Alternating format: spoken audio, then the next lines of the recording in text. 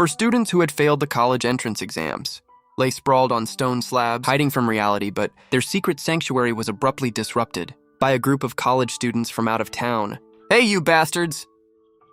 "Hey, cutters."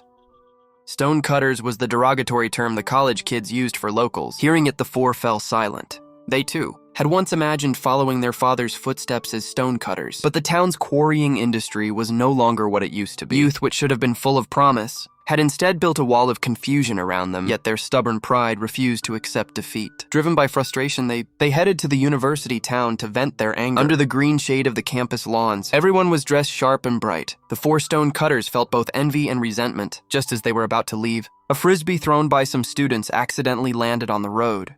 They drove right over the frisbee. The students responded with angry gestures. Annoyed Mike immediately reversed and ran over it again.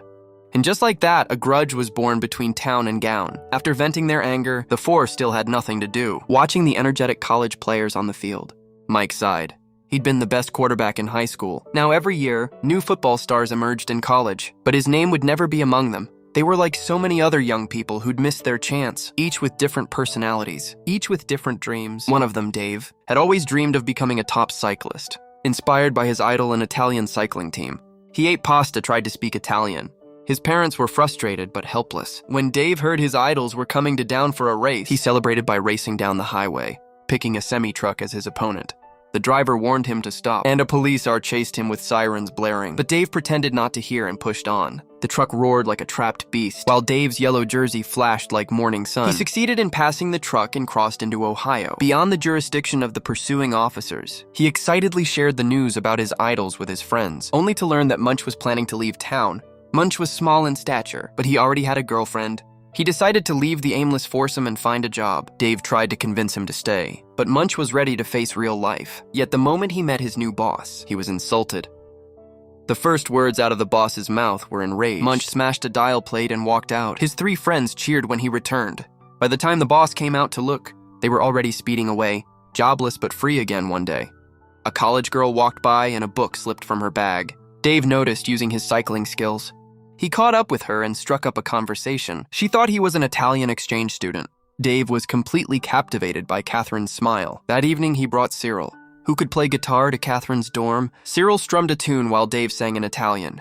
In the soft glow of evening light, the song felt intimate. Girls leaned out of dorm windows Catherine to listen. Clearly enchanted. But her roommate grew suspicious and called Catherine's admirer on campus. While Dave had won Catherine's heart, Cyril wasn't so lucky. He was too slow to escape and got beaten up by Catherine's admirer. And that admirer turned out to be the same student, whose frisbee they had destroyed. College kids came looking for Dave at a diner, but they ran into the other three first. Munch, small and trying to avoid trouble, found that the other side wasn't interested in backing down. "Let's get out of here." "Smart move, shorty." A fight broke out, plates and cups shattered.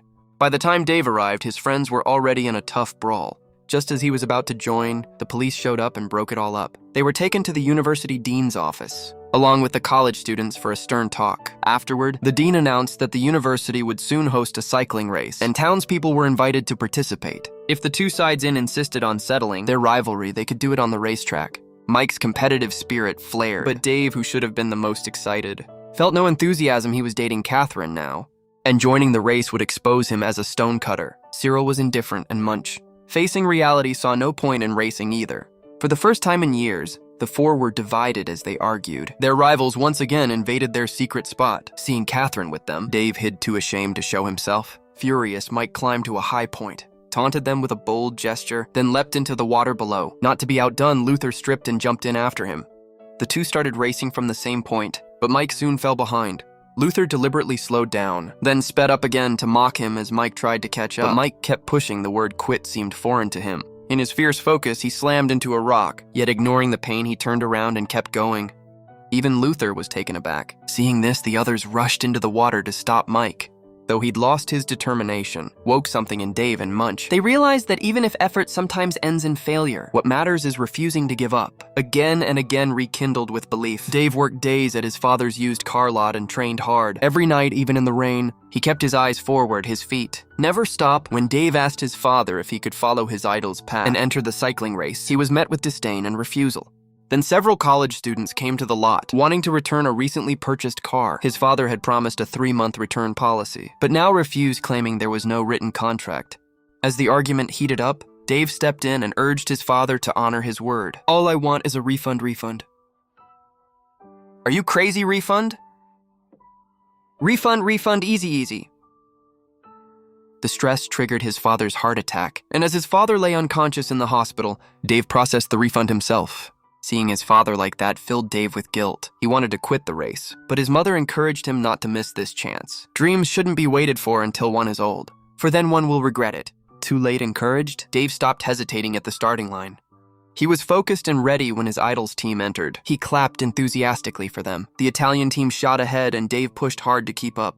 His eyes were fixed ahead, the wind roaring in his ears. He passed one rider after another. But when he finally caught up to his idols and smiled at them with admiration, they responded by hooking his chain and knocking him back. Dave fell behind, thinking it was just a prank. When he caught up a second time, they deliberately tripped him. Dave crashed to the ground, and with him fell his faith covered in dust. Dave looked up as the teen he once idolized rode away, their laughter echoing in his wake. He would rather have been defeated fairly like Mike than betrayed by those he admired. The blow shattered Dave's spirit. Back home when his father scolded him, Dave didn't fight back this time. The deceit felt like a funeral for his innocence. And parents are the intangible spiritual support. Didn't want you to be this miserable, huh? Facing the truth, Dave found Catherine and confessed everything. He wasn't an exchange student, just a stonecutter from a small town. He thought honesty would be met with honesty, but she turned and left after slapping him, leaving Dave heartbroken at home. He took down all his cycling posters, ready to accept life as a stonecutter. Seeing him so low, his father took him out for a talk. He asked Dave about his plans. Dave admitted he'd taken the college entrance exam again and done well, but he didn't want to go to university. He wanted to stay bound to his 3 friends as stonecutters forever. "You're not a cutter. I'm a cutter." The pride of stonecutters belongs to the glory of father's generation. His father does not want Dave to navigate his own path using their map, nor want him to be trapped by the label stonecutter and have his dreams confined by it, even in their confusion about the future. No one could take that step for them. They still needed dreams to give them strength. That night, Dave grew in a way he hadn't before. The next day, he found his friends and convinced them to enter the university's team cycling relay, which required exactly 4 members. But Mike, after being defeated, had lost his confidence faced with Mike's reluctance. Dave declared he'd ride all 200 laps himself. In the end, Mike agreed to join. But with Munch too small and Zero lacking stamina, the burden fell on Dave alone. In a dim warehouse, he repaired the bicycle his idols had damaged and began to mend his own broken dream. Then he rode it to the track, lap after lap fearless, determined to give his imperfect youth a worthy ending.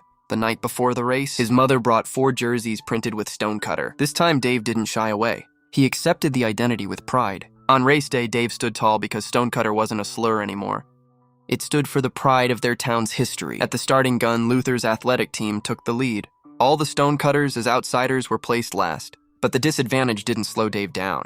He conserved his energy at first, then after 2 laps began to push hard, overtaking team after team from the outside lane. After more than a dozen laps, other teams began switching riders, but Dave was riding the whole race alone. He used the chance to take first place and held it for half the race.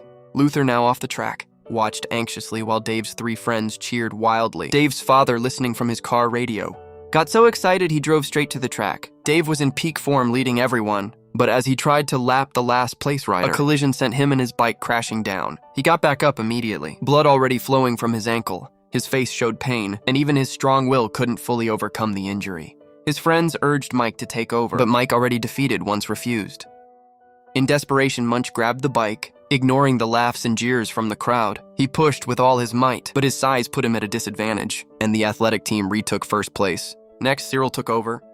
Though tall, he was physically weak, and his stiff legs couldn't find speed. He was quickly swallowed by the pack. Mike thought it was over, but then, now back in the lead, began celebrating early, taunting them from the track. That mockery reignited the fire in Mike. He put on a helmet, stood up, and took the bike from Cyril.